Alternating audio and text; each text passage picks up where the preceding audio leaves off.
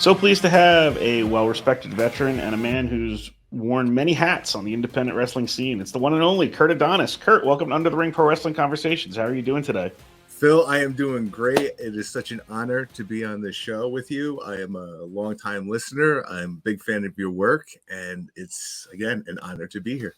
I think the first time I've interviewed you, despite knowing you for many years. So this is going to be fun. Phil, this Uh, is the first interview I've ever done. I have always said no to requests for podcast interviews like this because I didn't want it to interfere with my professional career. hmm, And so this is it, number one. all right, we got to start somewhere. So you've got this project coming up called Wrestling with Character. We'll start out with the short version. In 1 minute, can you explain what it is, and then I'll follow up? Absolutely. Wrestling with Character is a combination of Broadway, Cirque du Soleil, Disney World, and our stage just happens to be a professional wrestling ring. Singing, dancing, visual effects, auditory effects, things you can smell, things you've never seen. It's about comedy, and it's a show that is tailored for children. Now, each one of these shows will be partnered with a charity in which we're going to fundraise. So we're bringing back the community event type of model that was been missing since COVID. Interesting. The press release introducing this concept was what interested me to reach out to you and say, hey, we got to get something going here. But it covered a lot of ground. It's so rare to do something unique within the pro wrestling circle. What was the inspiration for getting this going? And what do you hope that it accomplishes? Well, Phil, I don't have any children of my own. I'm child free by choice, but I do a lot of work with special needs children and adults. It's my passion project in life. So I coach basketball and baseball programs and spend a lot of time mentoring special needs children and adults. And I just spend so much time with them, and there's such an underserved population. Now, they love professional wrestling, but there's nothing, it's violent. You can't take them to the shows, or it's so fast paced where I'm like, there's something here where we can really put some life lessons behind our stories and make it really adaptable to children. Now, I've been in wrestling for 25 years. I've seen the pain points all across the board, both as a performer and from behind the curtain. And this is going to be something, like you said, that's never been done in wrestling before. I feel like the stereotype of pro wrestling is always angry people yelling at each other, and you're talking about singing and dancing, and you've seen wrestling and fan interaction on just about every level someone in the business can. Does wrestling need more fun, and does wrestling need more stuff specifically tailored for children?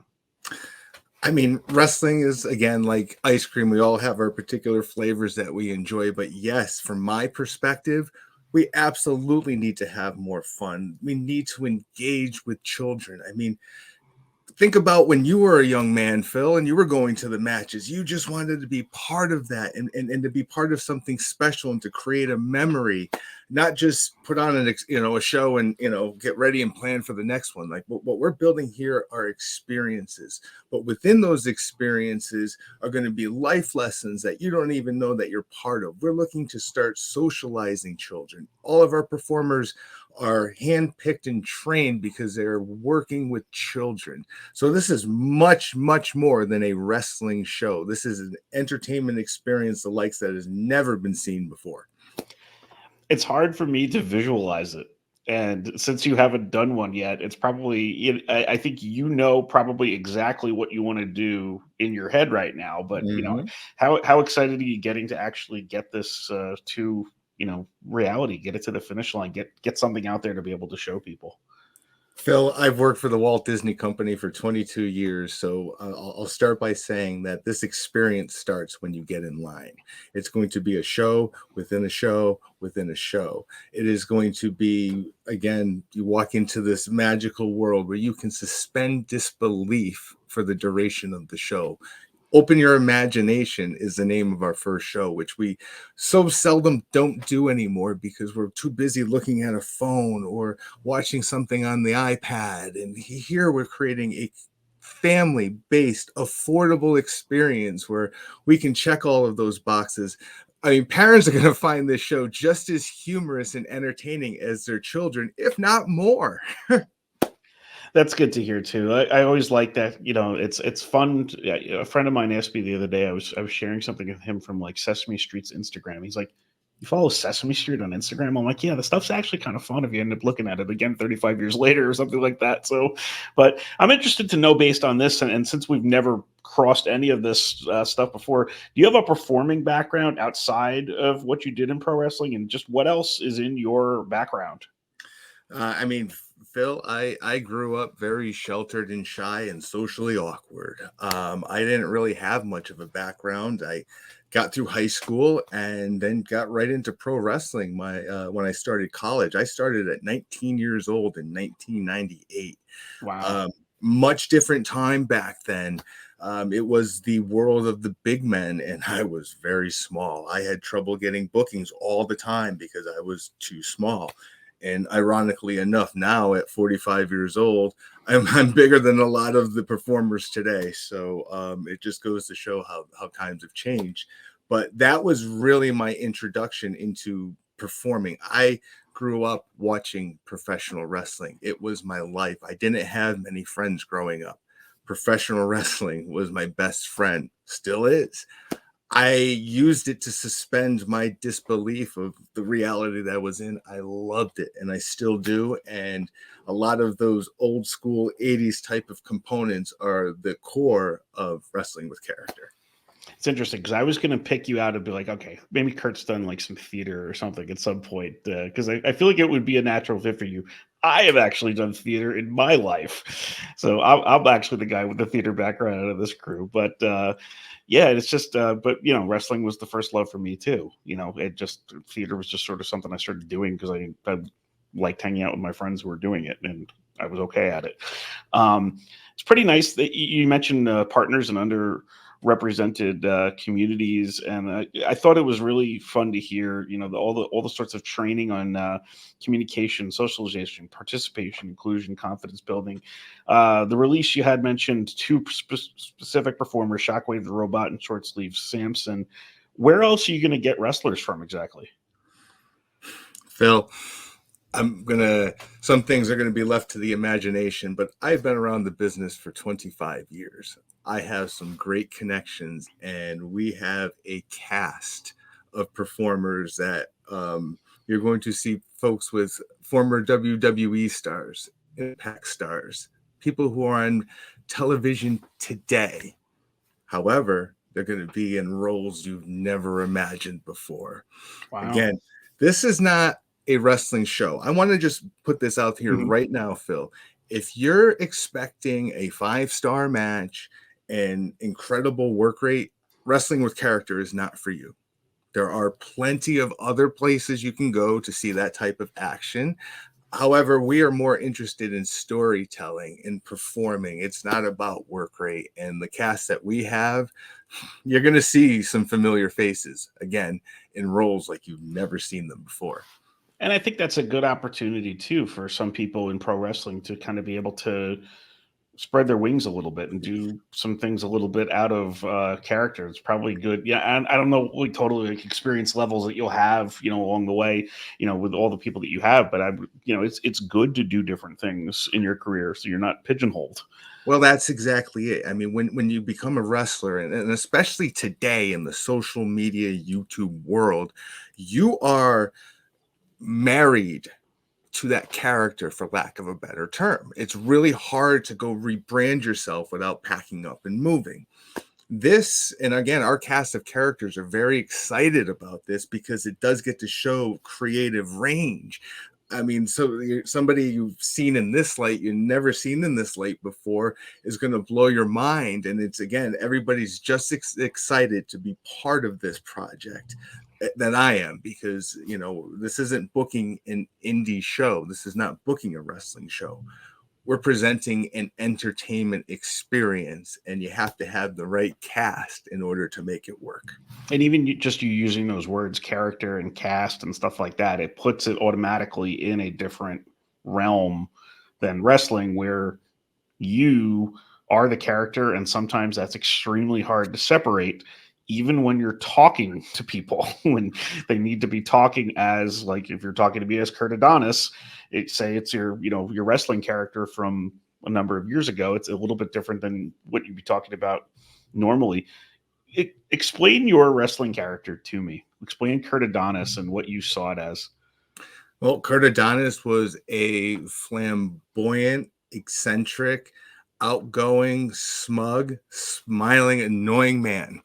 And he would do his best to irritate and raise the ire of the crowd. I prided myself on being the best loser possible. I had two parallel career paths. I've been fortunate enough to do the pro wrestling as a weekend warrior, and I had this incredible career at ESPN. So I never tried to go full time. So I never really tried to make myself look good. I got booked because I could work with anybody. I could work with legends. I can work with women. I can work with little people. I was brought in to work with non-wrestlers. I once wrestled the mayor of Torrington, Connecticut, the legit wrestled players, everybody in between. I had the great honor to be known as Safe Kurt because I was safe both in the ring and outside the ring. Wrestled the mayor. You broke up a little bit on that, but I believe you said you wrestled the actual mayor of Torrington, Connecticut. Yes, and, sir. Ryan Bingham. It was Northeast Wrestling March Mayhem in 2008. It was a tag team match. It even made the Associated Press. Now, I was saying I worked at ESPN. I'll never forget my coworker coming running to me saying, "Kurt, you just hit the wire," with the printout that the match was picked up by the Associated Press. It's one of my proudest moments, and I'm going to look to post that very soon for everybody to check out on my Facebook page. What was your role at ESPN exactly?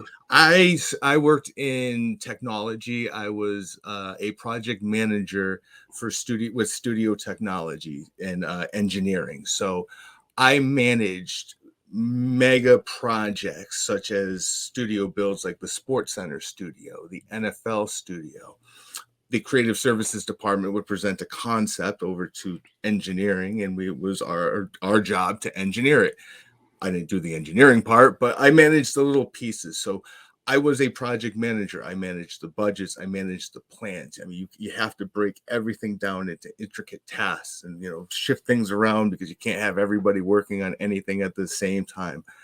Anybody who knows me in wrestling, I'm a details guy. So this is comes from my background there. But my proudest moments were the night that the new Sports Center set launched in NFL, and I did Around the Horn and just so many other amazing things that I could have never imagined.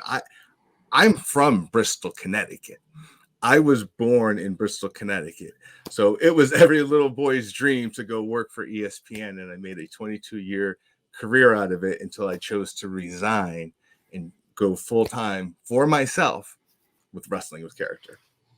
Very good. And I can imagine, like you said too, like you being a details guy in pro wrestling, I could see how those two sides could kind of, like, your professionalism in wrestling is evident, like in the way that you carry yourself and the way you treat other people, and you could see that.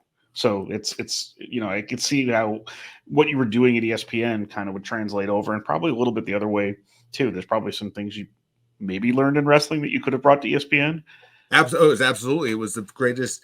I have a skill set that is unmatched. I mean, the array of personalities. Now, I had to work with talent at ESPN. I had to work with leadership, executives, executive reporting, right down to, the person cleaning the floors and everybody in between. So I am able to customize my communication style for the appropriate audience and do that on the fly.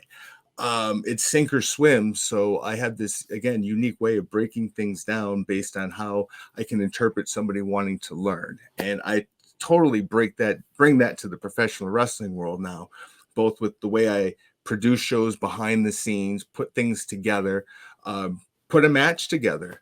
I'm now training Paradise Alley Pro Wrestling Monday nights under Paul Roma and Mario Mancini, and bringing this building blocks approach to the students at the school. And it's just like nothing they've ever seen before. But now I have the time to do all these extracurricular activities that I've always wanted to do, because I don't have to work 60, 70 hours a week in the corporate world anymore. Right, right. And I got to see a little bit of the end of your in-ring career when I started going to Northeast wrestling shows. What can you tell the listeners about your path into pro wrestling? I took a chance. I started getting around the indie shows in 1998. Started training seriously in 1999 with my partner in this endeavor, Nick Barberi. He was an old jobber with the WWE enhancement talent, tremendous matches with Triple H, Owen Hart, and he was my trainer. We trained with Kevin Landry and the Power Company, and they really started filling in the gaps and trying to help me along the way. Nick started a company called the Millennium Wrestling Association, which was 1999, 2000. And around that time, then I was able to get my foot in the door with Northeast Wrestling and Michael Lombardi. It's interesting because Nick was actually part of my next question, because I was looking up your trainers and I saw Jason Knight was listed as somebody who had a hand in training you too. Listeners might remember him as the Jason, the sexiest man alive from ECW, and Nick Barberi, who I remember working those early enhancement matches on Monday Night Raw, and I think he was actually a student of Paul Roma, if I have the whole wrestling tree correct there. So, just what was it like breaking in with those guys? Totally different ways, probably, that you're seeing at Paradise Alley now. Oh yes, I mean the training styles are totally different. I mean, Jason's school was rough. It was not for the weak at heart or mind, and it really helped me prepare myself for the real world. Because I'm going to be honest here. There was nothing within the confines of the Walt Disney Company that could ever be said to me that was worse than anything I've ever heard in pro wrestling. Wow. And if it did happen, I probably would be making a lot of money off of it. So, again, it helped build that sort of confidence of, well, what's the worst that can happen? What's the worst that somebody can possibly say to you that hasn't already been said? I felt I was a quick learner, and I just, again, focused on how can I make others look their best. And that's kind of the approach I take now with training and, building blocks approaches of, where are you supposed to be? Where should you be? Where's your opponent going to be? Where, anticipation and teamwork. I try to take everything I do and make a life lesson out of it. So I stress teamwork, communication, again, key fundamental elements of wrestling with character. Wondering too if you could talk a little bit about mentors in your pro wrestling career, and other than the people you've already mentioned, like any others that come to mind of people who really helped you out. I had the greatest training ever in car rides. Phil, if you go back and look at every big name that has ever come through Northeast Wrestling, there's a darn good chance that I was the one picking them up at the airport and spending the weekend with them and driving with them. So after you build these relationships, you start to get to pick their brains. I'm talking the likes of Christian, Kurt Angle, Booker T, the likes of Jim Duggan, Chris Jericho. Then they would watch my match, and then they would critique it on the car ride back to the hotel or wherever we were going. And you're just getting that feedback broken down like the old school way. We weren't looking at our phones and showing our friends. And I got the best education. Rowdy Roddy Piper, oh my gosh, did he help me out in promos and deliveries and the little movements. And it was just, if I could have recorded these, these were experiences of a lifetime. And I try to take those learnings and pass them on to the younger generation. In my limited interactions with Piper, mostly when you guys had him around at Northeast Wrestling, I was taken by, you see what you see from him on the screen, and it's this loud, extroverted guy. And then when you start talking to him just in real life, like he is so gentle and quiet and unassuming, and you don't expect it right away. And it's just it was always such an interesting, and it sounds similar really too. You talking about your kind of upbringing, getting into wrestling, not somebody who, it seems like it was less of what Kurt Adonis ended up kind of becoming too. So I love those stories that you can get from the talent you're able to learn from, and then transitioning into behind the scenes. I mean, like I said, you've done pretty much every role I can think of in wrestling. I don't know if there's Everyone, any. there is nothing I have not done. I've counted, I think it's like 42 roles. I have done everything from taking tickets to getting sponsorships to ad sales to putting a show together to running a show to refereeing, managing, ring announcing, wrestling. I can do everything at your show and then some. And if you know me, I wore multiple hats with Northeast Wrestling, and I enjoyed it. And I was able to take my broadcast experience and working in live sports, which has a much less room for error than let's say an independent wrestling show, and make that company better. And I think that some of the successes showed with the events that we had at the Mid Hudson Civic Center, which were streamed live, one take, skeleton of a crew. Yeah. What made you want to get involved behind the scenes? You've been involved, you said, since the 90s. You've been around for about a quarter century in wrestling. What consistently keeps bringing you back to pro wrestling? Well, Phil, I got hurt. I had to stop wrestling in 2009. Took a bad back body drop, and it ruined my L5 S1, and I spent 13 years in chronic pain. I would get epidural nerve blockers injected into my spinal cord every 3 months just to provide me a little bit of relief. It was brutal. I needed an outlet. I could no longer physically do it. That decision had been taken out of my hands. So I found other ways to make myself useful. And that's when I started doing everything from, again, picking up talent, booking, just solving problems, getting matches put together, making sure the show's running right, that the production's set up. I mean, I can do it all. And it helped me keep myself involved in wrestling while I could, barely walk, but still have a role in making something better and bigger. And you mentioned about the injury. How are you feeling today? I know you had surgery related to that too. Well, Phil, I shouldn't be here right now. My bad. I don't know. I keep my life very private, and one of those epidural nerve blockers I got created this horrendous side effect called adhesive arachnoiditis. Put that one in your Google machine. It's when the spinal nerves bunch together like wet spaghetti and you can't peel it apart. So my pain receptors were firing in just the most random places. I mean, I was getting pains in my shin, in my right buttock, through my groin, nonstop, constant shooting pain. Could not walk. It was in my hips. And it was during the pandemic, and it was an awful time. The amount of pharmaceuticals I had to take and just to get sleep is alarming. And this is the first time I've ever talked about this.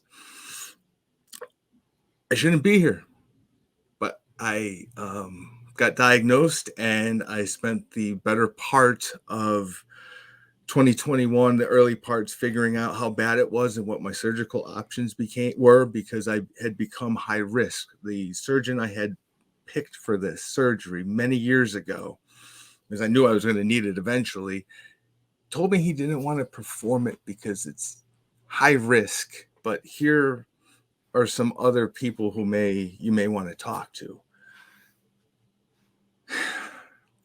Not wanting what you want to hear. I was divorced at the time. I was alone. We're in the middle of a pandemic. I can't walk. I found a team of surgeons, two guys who they tag team this effort because they went through the front. My only option was to go through the front to get to my spinal cord. So just imagine that incision and how deep it was. But because they went that way, they were able to place spacers in my spine. They not put rods and pins and the other things that limit and constrict people who have a traditional fusion. So with the spacers put in, once I healed, and boy, that healing process was rough, man. I got food poisoning 10 days into it. I don't even want to talk about that pain. But everything that could have gone wrong did. But at the end of the day, on June 15th, 2021, I woke up pain-free. That's fantastic. Pain-free. And I have been pain-free ever since. And March 19th is the 3-year anniversary of the surgery. And I mean, I spent the better part of my adult life thinking my best days were behind me. And today, my best days are ahead. And it is the most exciting time. You can't wipe this smile off of my face. Those who know me in real life, this is there all the time because I have a genuine second chance at life, happiness, and all the good things. Since I became pain-free, my body just started rejecting alcohol. I don't drink anymore. I am in the best shape of my life. I am so happy, and just taking that energy into with character, helping the community, everything I wanted to do. I mean, I'm semi-retired. I literally took all sources of stress, and I'm fortunate enough to have been able to eliminate them from my life. I did my time with the corporate world. I was very successful, which is why I never pursued wrestling full time. Even in the best circumstances, professional wrestling could not compensate me like I was being compensated in the corporate world. But along those lines, I was able to, Phil, I paid my house off. I don't owe anybody anything. I'm working for myself right now, and it's the best feeling in the world. I eliminated the corporate stress. I eliminated the wrestling stress in my life and went to bet on me, and I'm doing great. And I do a lot of convention work. I am living my best life when I should not be here. So again, I just want to put that energy into wrestling with character and just share smiles with everyone.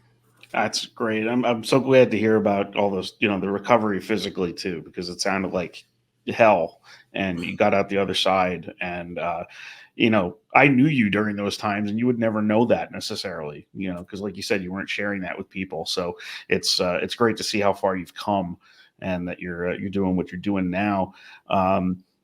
We're going to move on to something we call the 3 count now. It's going to be 3 quick questions and your answers. So you're also an excellent ring announcer, which is what I saw the role you in for a while. Toughest name or hometown you ever had to try to say as a ring announcer? Oh my gosh. The tough ones are the indie names that I've never seen them before. And I hate looking at the cheat sheet. So I'll try to memorize it and then I'll butcher it, even though I've written it phonetically. And there was a point in my ring announcing career where I probably didn't watch as much wrestling on the indie scene than I should have. And that has since changed. And I would botch some names that were some would look at me like, how could you mess that up? But I think that answers your question. But big names, it's been a passion of mine, and I thank Northeast Wrestling for giving me that opportunity to be a ring announcer. I asked them one time, like just one show. If it sucks, you never. I'll go back behind the curtain. But what I also did was take that position and morphed it. I was the floor manager. I was communicating to the referees. I was making sure that everything was in line with the show. We had a communication system with John Roy. Shout out to John Roy, hardest working man in wrestling. Never gets the credit he deserves.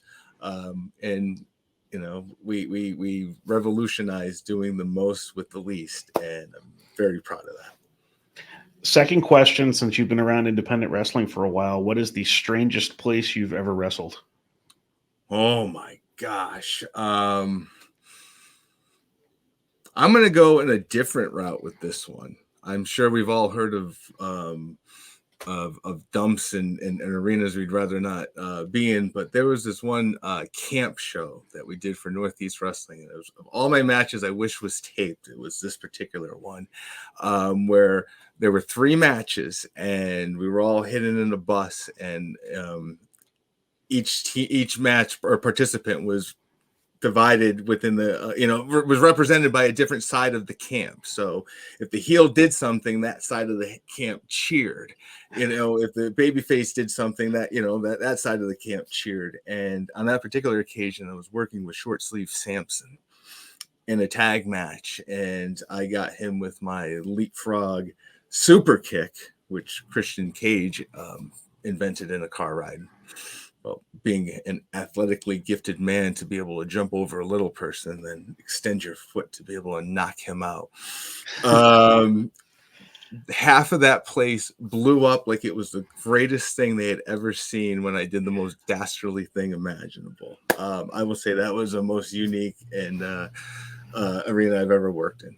That's fun. And then last question, what are the goals for Kurt Adonis as you move ahead with this part of your life in pro wrestling?